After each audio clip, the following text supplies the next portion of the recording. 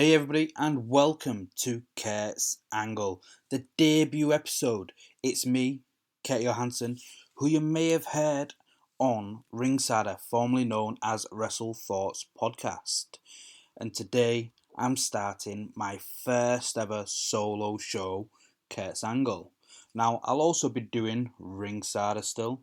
However, with Kurt's Angle, I'm going to be bringing my own spin on different interviews with different wrestling personalities from around the world. I'll be working with different content creators, collaborating to ensure we're bringing you the best possible Kurt's Angle. I'll be discussing weekly news in wrestling, reviewing the shows, and doing special themed content. But today, for the debut episode, I get to speak to a very, very special guest that I was really excited to talk about. She's just made her debut in the MMA world with Combate America. She is just debuted in the National Wrestling Alliance. My guest is none other than La Mera Thunder Rosa. And we get to speak about her career from start to finish, how she got involved in the wrestling business, especially considering she wasn't a fan. We discuss Lucha Underground, Women of Wrestling. We talk about signing with National Wrestling Alliance and the different job offer that WWE presented her. We talk about her start in MMA with Combate America and much more. Here's the interview. I hope you enjoy it.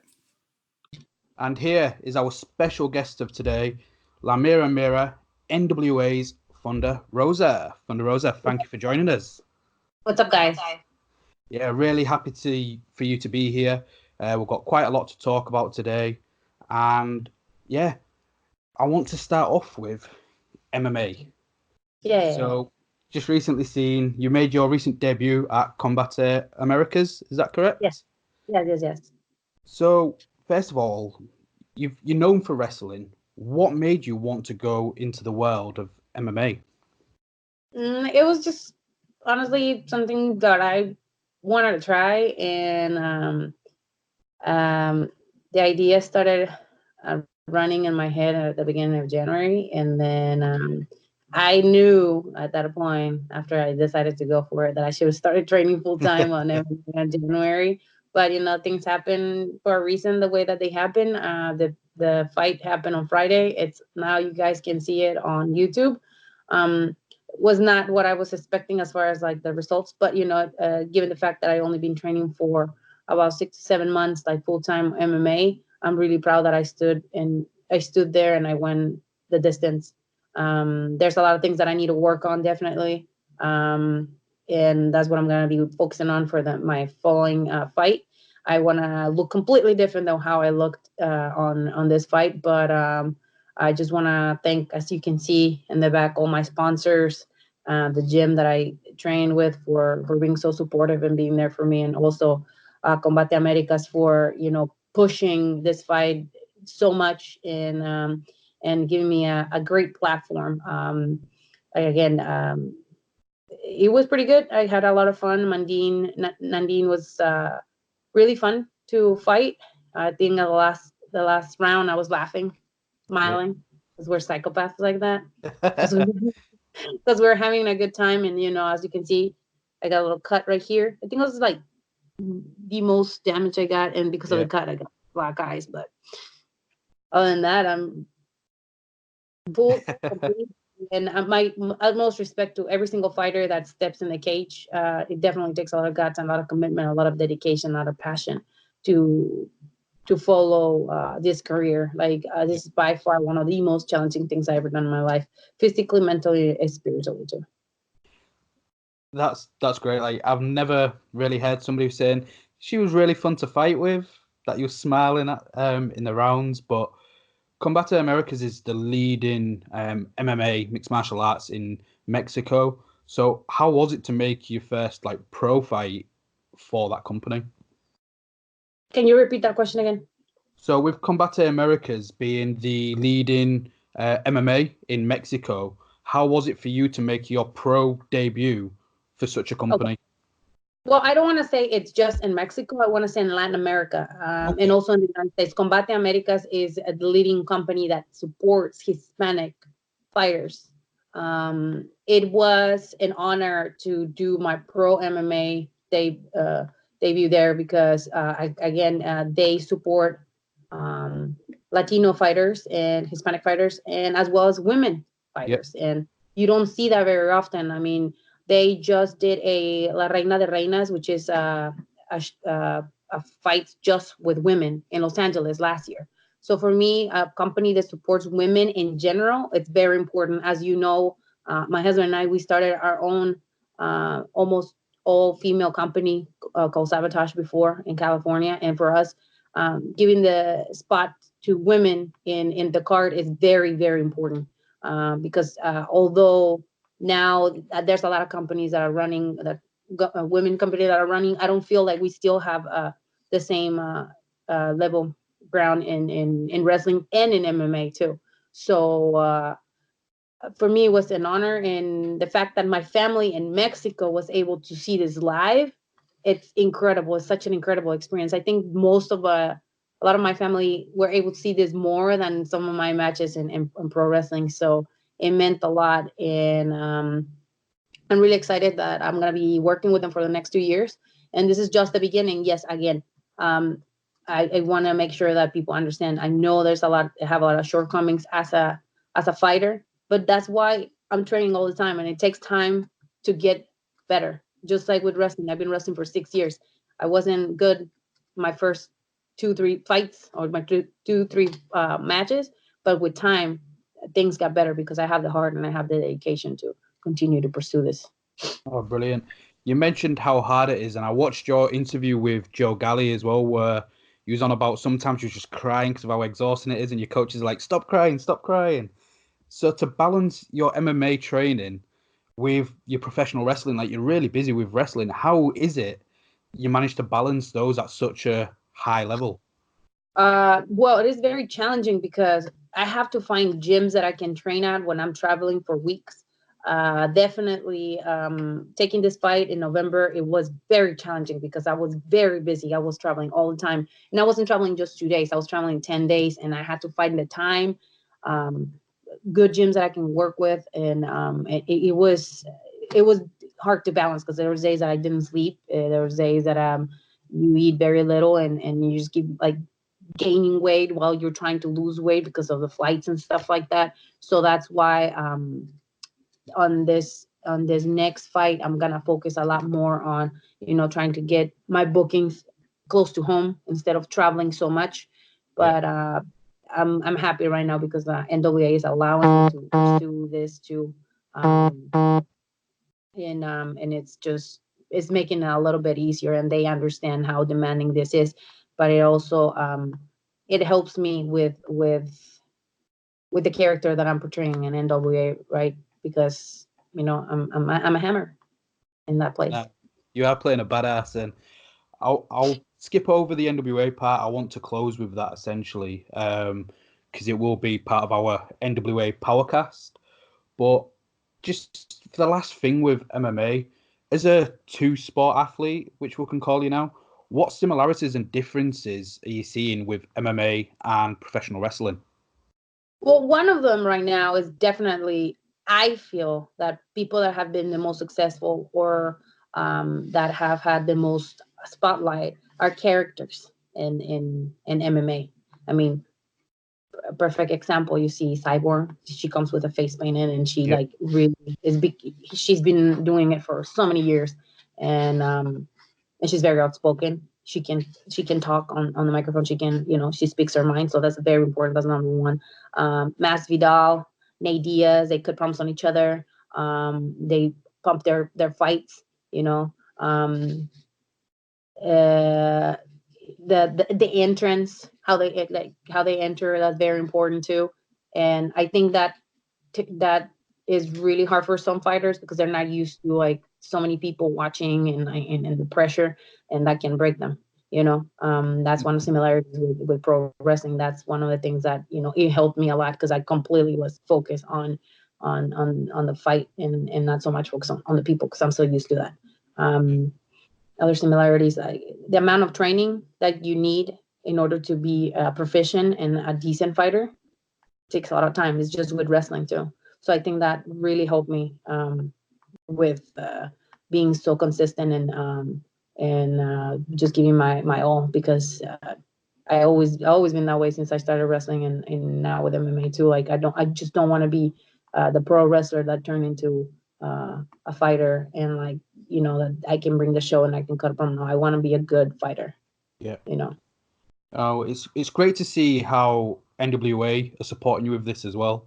So switching over to wrestling, the first time I became familiar was your Cobra Moon character in Lucha Underground.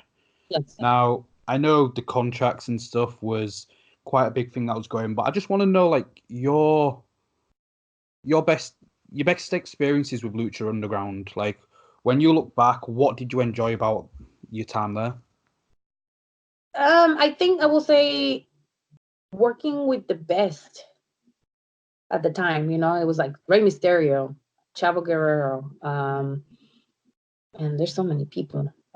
Rico Street, Matt Cross, Killer Cross, Shane Strickland, the women, Sexy Star, Taya, Cheerleader Melissa, Evilise. Is that the only women were in the? I'm like, yeah. It's like I'm like thinking, damn, it's just like, and it was like a studio style wrestling. I mean, it really taught me a lot of how to develop the character, how to be comfortable with myself, even when I was in wrestling, and how to like tell a story when I was in wrestling.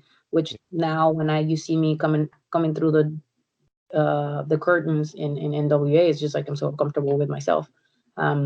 It made me grow so much faster because the stakes were a lot higher, and the level of wrestling that was being developed and shown in the show was completely different than any other shows that were at the time.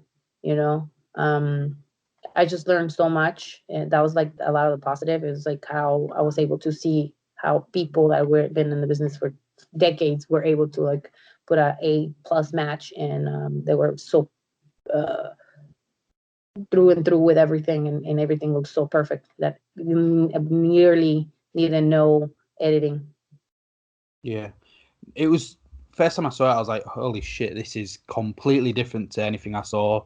And yeah, the style of how things were recorded and the characters was one thing that really drew me to that.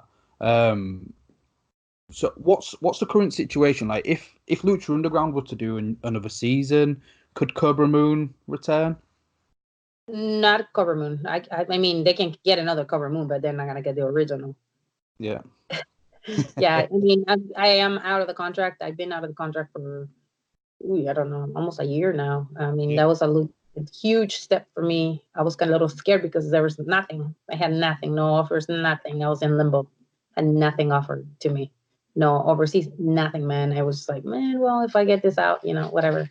And it was a surprise for a lot of people when I got out of the contract because, I never made a buzz. I never talked bad about Lucha Underground, and I never will be because again, Crazy Joseph gave me a huge opportunity to be part of like this show, given the fact that I had no experience whatsoever as a luchadora, as a lucha libre, and everything that I learned it on the go, and you know, they take a huge, risk. And yes, the first season my matches were not good. Um, People don't relate Cobra Moon back then to who I am right now, but Yeah. it's not like, I mean, it's just like, I needed more experience. I needed more training. I needed more traveling. I needed to work with the best of the best. Not at that point I was not there yet, and now I am. That's why you see somebody completely different in NWA. Yeah. So you mentioned like no overseas offers. I noticed that you'd been working with TJP Girls in over in Japan. You've currently got a tour coming up in, is it beginning of January? Is it January Yes, that you're going back across? What's it like working out in Japan? What's your thoughts and excitement going into the new tour across there? Oh, well, man. First of all, I get to go back to Corcoran Hall. That's like one of my favorite places to work. It's just magical. It's like last time I was there, um, I was trying to like suck everything in. I was crying before I got into the curtains because, one, I was able to play one of my favorite singers, Selena, and then I was able to like dance and just be silly and like the little storyline we had. It was a who's the sexiest of Tokyo Joshi Pro Wrestling. Of course, I won, so I was the sexiest. So um I don't know, I love working with that company. Like they are very open for us to create and explore our abilities. Definitely they allow me to be me, and with no strings attached. The girls are super chill. There's no egos, and they just willing to work, and that's what I like to work, go to places and where people they like me for who I am, and they appreciate my value as a wrestler. So I have so much respect for that company, and I'm so happy they brought me in. And then on this tour, I'm really excited. Like I told you, I get to work in Cork Hall, and I just get to visit my friends. Yeah. And I'm excited because I'm gonna be able to do some jujitsu with one of the girls there. She does jujitsu too, so she invited me to work with her, and I might be doing some MMA training there too with one of my friends from the Brazilian top team. He went to Japan and trained there for a little while, so I'm excited to train at the dojo there. Oh, brilliant. Sounds fantastic. So, Japan, you've just spoke about a lot of fond memories. Is there anywhere else in the world that you've not really wrestled there, or you may not have wrestled much that you want to go back to? I want to go to Australia. I want to go to Australia, guys. So make it happen. I want to definitely hit Australia. I want to go back to Mexico City. I so want to go and have one at least one show at the Arena Mexico. So Okay. I gotta get there. However, I need to get there. I want to get there. Just want to get it out on my bucket list. Any other place? I want to go back to Europe. Yeah. Yeah, but because of timing and training with MMA, it's a lot harder. But it's not impossible. But I want to go back there. Um, I don't know, maybe a random place like Africa or even Asia. Why not? I'd go to China or India. That would be kind of cool. I mean, maybe I can go with MMA. I don't know. Who knows? Keep working hard. I'm sure you will. So what's your current contract situation? Because obviously you're with women of wrestling. You're now signed to Combate Americas. You're doing your NWA stuff. Are you officially locked down with somebody, or is there any restrictions to where you can work? Well, I am with Combate Americas for MMA, Yeah. just exclusively with them. I have 4 fights, so I have 3 left. And I am right now with NWA. Yeah. So with women of wrestling, like how you've spoken about women not being given an opportunity to showcase themselves. Women of wrestling is doing that, in my opinion. You recently, at the beginning of season 2, you fought Tessa Blanchard. How's that experience been for you, working for women of wrestling? It's been very positive. Again, it's we're making history.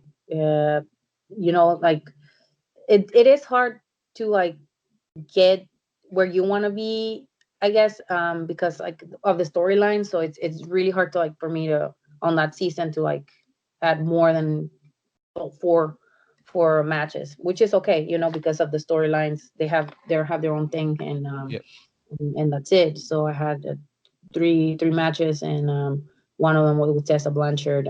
There was a lot of talk even after it was aired. People still talk about the match, and that's just to tell you that I have, from what they saw on Lucha Underground to now what they see in WoW Women's Wrestling is completely different. Again, it's because I was allowed to do work, and that's very important. Like if you are not able to showcase your abilities and people are like, well, this wrestler sucks, and you don't suck, but it's just like sometimes you're not allowed to do what you want to do, yeah, you know so in this season I was able to show somewhat of what I can do, and again with the match with Tessa, definitely I showcase my lucha style wrestling and my Japanese style. And then the next season I had like a lot of really fun matches too. So I'm happy to be part of women's of wrestling. I wish I would have done it as Thunder Rosa again. That's why I love NWA, because Yep. I'm able to showcase. Yeah. So what are your goals in WoW, and what are you hoping WoW as a company can achieve moving forward in terms of promoting just how good females are at wrestling? It shouldn't be classed as women's wrestling, it's just essentially wrestling. But what are your goals, and what are you hoping the company can achieve? It just in general, I will say I want to be able to leave a legacy. And I'm not talking about just in one company, just in general as a professional athlete. Because I have no name backing me up, it's just been me and my husband and my son, and my fans, Yep. pushing me and stuff. I just want to show that, it doesn't matter how old you are, and like if you don't have anything in your back pocket, that you can still achieve anything you want if you put your mind into it.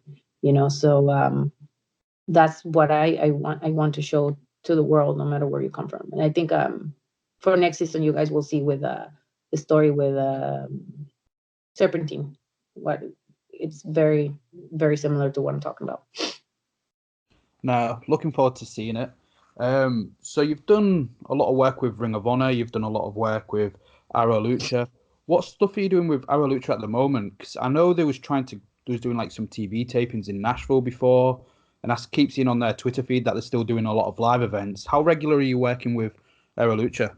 Well, the last time I worked with Ara Lucha was last year. They had a bunch of dates, but unfortunately they were canceled. I don't know the current state of Ara Lucha, but they were very interesting working with me. They had really good plans and stuff. I talked to them like last year, and we were supposed to be doing something, but it never really came to life. Okay. So before we get onto NWA, and like you said, you signed to NWA. Did you get any contact from WWE? Did you get any contact from Yeah, AEW? but it was different from WWE, what they wanted to do with me. They contacted me to be the first Mexican referee. I Okay. was I was about to do the tryout. Actually, I had everything ready, my clothes, everything was packed, and then Dorian, what a name, Dorian. Um, the Hurricane Dorian came through, and everything was canceled. So it just kept getting canceled, moving. And at that time, I was like kind of like teetering on like, am I gonna sign the contract for Combate? Am I not gonna do this? Am I not gonna do that? So my husband and I decided that it wasn't a good idea for me to move forward and do referee. Yeah, it would have meant that I would have been, I would have a stable life and Yeah. good money, but that's not what I want. And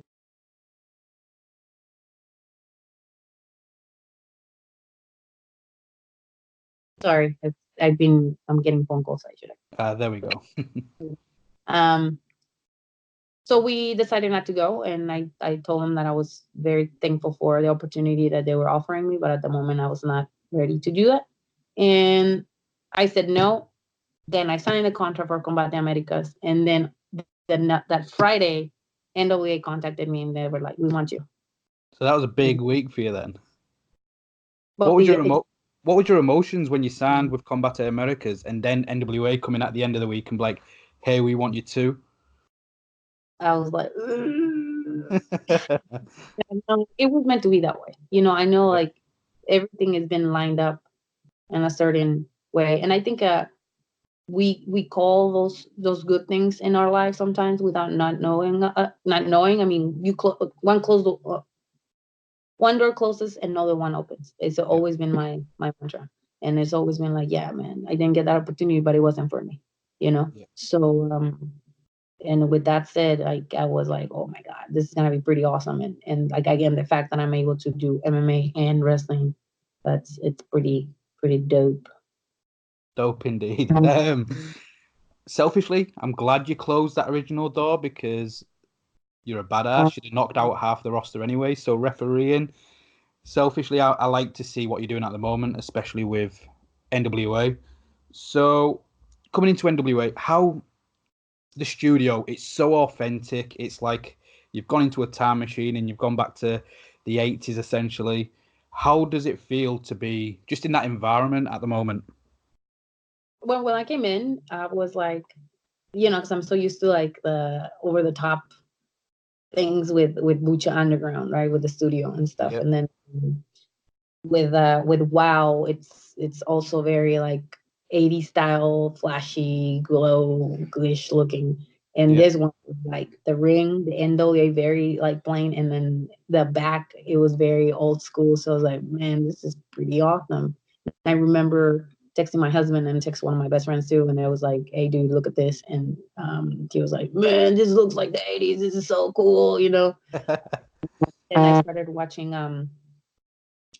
some of the old episodes, and I was like, they just like respected the essence of NWA, and I think that's pretty cool because um, for me it was like really hipster looking, and Yep. I'm like inside of me sometimes I'm very hipster, or I think I am.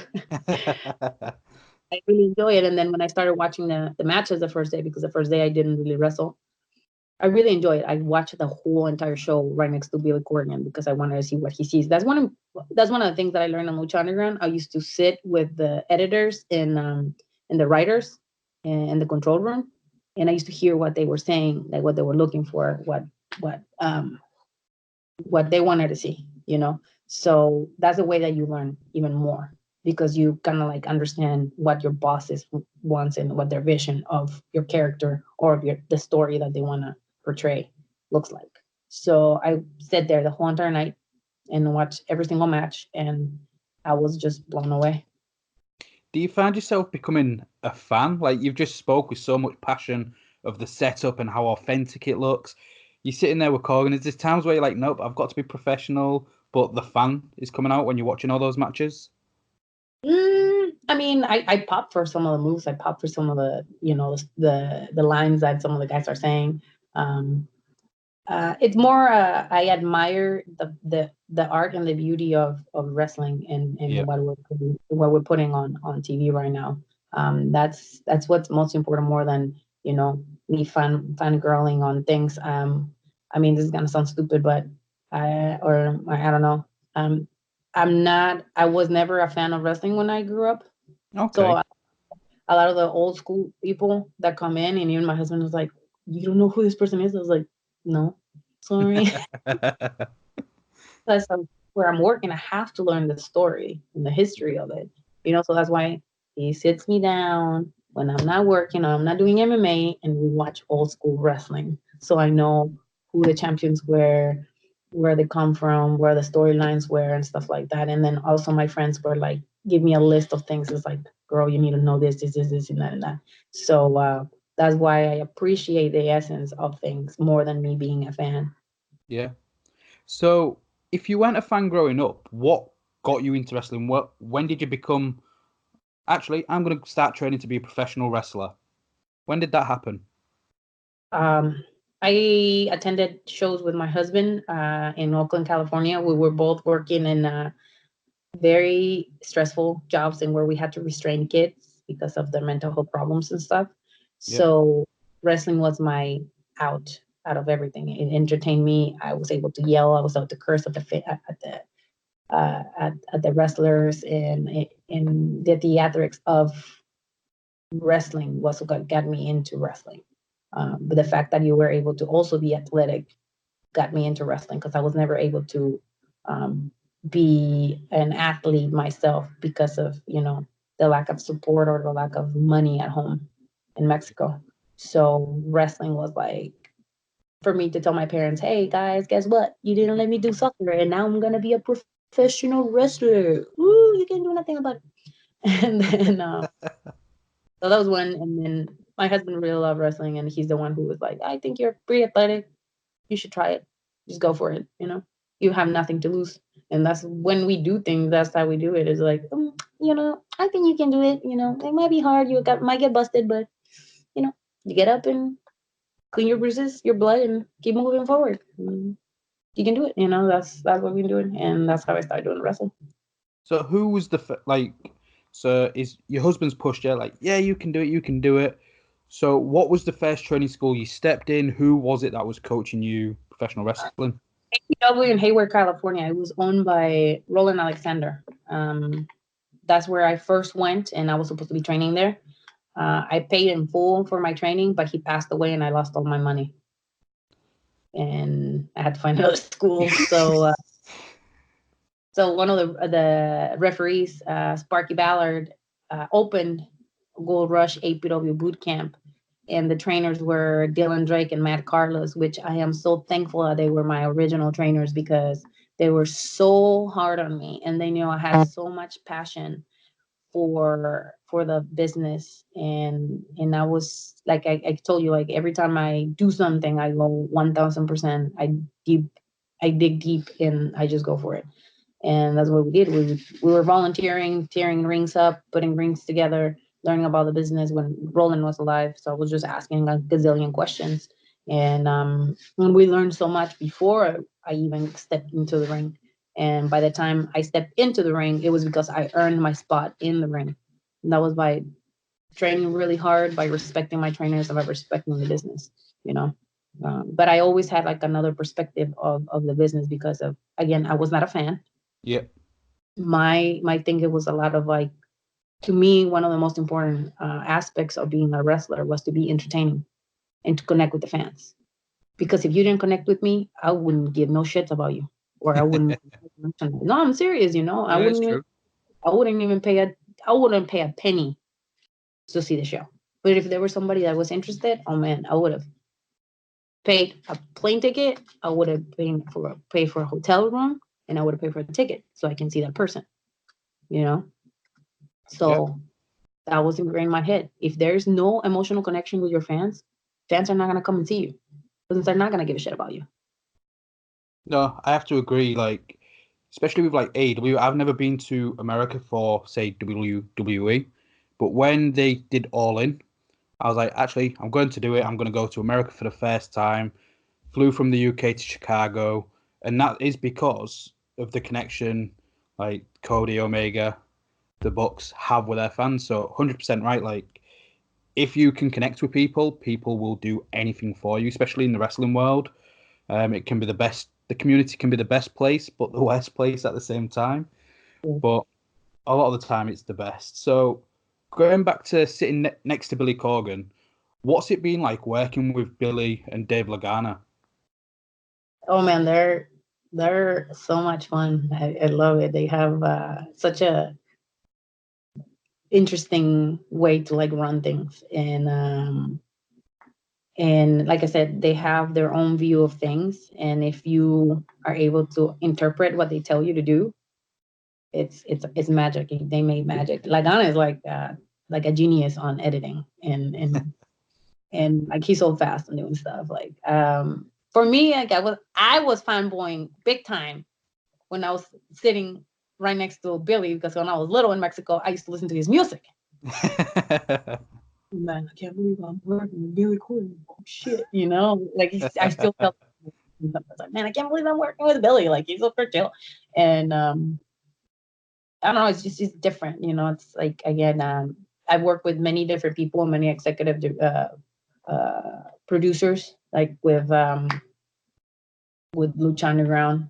There was like so many, and then they worked in so many different aspects of others entertainment business. Yeah, Reality shows with people who work in WWE.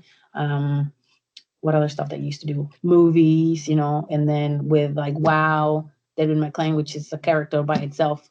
Access TV and their executives, and then now NWA, somebody like him, like who's still like active in the music industry, and who loves wrestling for what it is, and then David Lagana, who has a lot of experience working TNA, WWE, and then his own stuff, and then just trying to get this product for people to accept what it is, yeah. which I think we're doing a pretty good job at it. No, it's the little things that are making it work. I think if they tried to mirror how the other companies look, then there wouldn't be anything different about it apart from the people inside. But I think the studio itself is a character. And what's it like working in a studio as opposed to like large audiences? I don't know. It's like It reminds me of a show that I used to watch when I was little called En Familia con Chabelo. And it was like it was in a studio and it was live. Yep. So there's a lot of reactions when the people used to do like the little games. It's kind of like family, like it's like it's a family show. So they do a lot of games. So people used to react to uh like the person making mistakes or like somebody being mad or like it's just I don't know, it's just that essence. Like you don't get that in a recorded show or like a WWE show because it's just so intimate. And like for example, when I came in there and I did a run in, and the little kid was like, "Don't shake your hand, do not grab her hand." Like you don't get that. I was laughing at that. I heard that one. And I just looked at him like, "Shut up, kid. None of your business." How do you feel about it's something I'm a big fan of, is the no entrance music, no music when it finishes, the crowd reactions, essentially the music. How do you feel like that? Is that different for you to get used to? No, it's not, because I did it before. But also it really, your character have to transcend the music. It has to transcend everything else. They have to react to you. So it's a lot harder than just putting a song in and be like, "Oh my God." Like they see you and you're like, "Oh shit, she's about to go down," you know? So it's pretty cool. It's like when you go to a indie show and they forgot to play your music and you're just waiting when whatever, I'm just gonna come out and people are still gonna pop, you know? Yeah. So it's the same for me. So it's always like you work the crowd without even having to say a word. Yeah. How does that feel for you? Because sometimes the entrance music can be over and not the person themselves, in my opinion. So to know that the crowd's reacting because it's you rather than your music, surely there's some sort of sense of pride because of that. Yeah.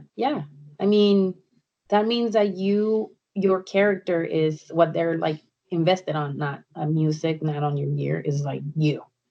And I think that's what Lagana and Billy want all of us to show is the talent be let the talent be talented, you know. And if you're talented, it's gonna show no matter what you do, no matter what you put on, it's just gonna show. Okay, so you've made a big debut. Obviously, Marty Bell's siding with you. You're going after Alison Kay's NWA title. You've got the pay-per-view Into the Fire coming up, which that intro, by the way, is so catchy. I just found myself just walking through work, just singing Into the Fire, and people are looking at me quite weird. But that pay-per-view, Alison Kay, like, what's your thoughts on Into the Fire? What's your hype about it? I mean, I look forward to see it all the time because I just want to see like, you know, the commercials, like the promos, because I didn't get to like hear all the promos on the second day because I was really busy. But it's just so entertaining. Like it is, I rewatch it, and I'm not gonna lie, this is the first time, even when I was with, this is gonna sound horrible, that I'm watching the show that I work in, you know, because I like it. It's fun. I feel a sense of belonging, and that's important. Um, everything about it makes me comfortable. I feel at home. Yeah. That's what makes me excited. And even the song, like I didn't even know who Dawkins was until like they put it in there, and I was just like, "Oh, I got a Dawkins song now in the Spotify," you know. So I think a lot of us that are in the show are very, very invested with the product. Very invested with the product, and that's so important. So, are you looking forward to the pay-per-view? What do you think? You're going to take the title? Well, that's a plan. I mean, shit. This bitch has been talking so much smack, so much smack. She put a picture. Listen, man. She put a picture of me bleeding, and she put it as her um, a screensaver. Come on, it makes me feel so special. I mean, for her to think that that's gonna offend me, no, on the contrary, man. I'm a warrior. I'm not scared. She's tall. I fought somebody taller than me. I'm not scared. I can take her anytime. You want tomorrow? We're going to the swap meet, defend your championship. Come on, girl. Like, it's not as if you was on your back and you was bleeding. Like, you're bleeding, but you're still up there and you're still fighting. Like we said, you went the distance. So just to wrap things up, any messages for Alison Kay going into that title match? And she can run her mouth all she wants. I can back it up anytime. Any fucking time. We've got a new champion. So thank you so much for coming onto the show. Let the listeners and those that are watching on YouTube, where can they find you? What shows have you got coming up? There they can find Thunder Rosa 20 and Thunder Rosa 2 on Facebook, Thunder Rosa 22 on Instagram, and Thunder Rosa 22 on Twitter, which I made it. I did it. That's why I have my banner now. And they can watch me in NWA Power every Tuesday at 6:05. Love it. Well, thank you very much, and it was nice speaking to you. Likewise, see this? This is the face of a champion, baby.